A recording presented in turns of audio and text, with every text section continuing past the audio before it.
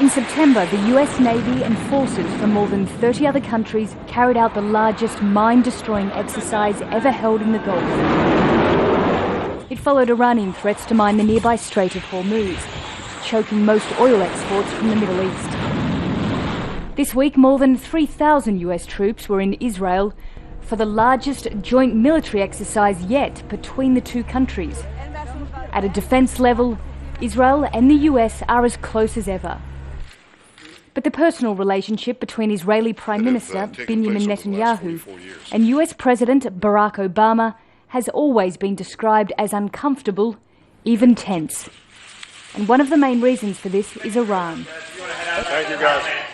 First of all, there's no denying that there was disagreements between Israel and the US about whether we're talking about stopping Iran before it has a nuclear weapon or before it has nuclear weapons capabilities. That's a big difference, and it's been out there and it's been public.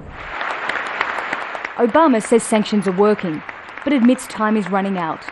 Make no mistake, a nuclear-armed Iran is not a challenge that can be contained. It would threaten the elimination of Israel, the security of Gulf nations, and the stability of the global economy.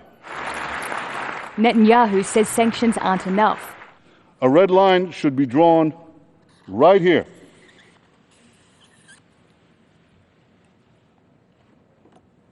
Before Iran completes the second stage of nuclear enrichment necessary to make a bomb. The position of Republican presidential candidate Mitt Romney on Iran is the same as Israel's. He says Iran should be stopped before it gets nuclear weapons capability. My message to the people of Israel and the leaders of Iran is one and the same. We will not look away. In fact, Obama last visited Israel 4 years ago. He hasn't been back since. It's a point Romney has frequently used against him. As for Iran, it says it has a right to develop nuclear technology for medical purposes and will keep doing so despite the sanctions. Even when you look at the answers that both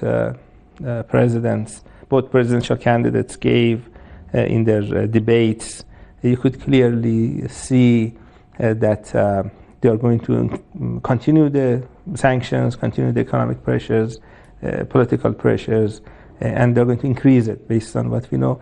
Regardless of whether Obama or Romney win the election, the US will remain committed to Israel and its security. Washington doesn't want another war in the Middle East. But if Iran keeps enriching uranium and Israel decides it's time to stop it, then the US may not have a choice. Nicole, Johnston, Al Jazeera, Jerusalem.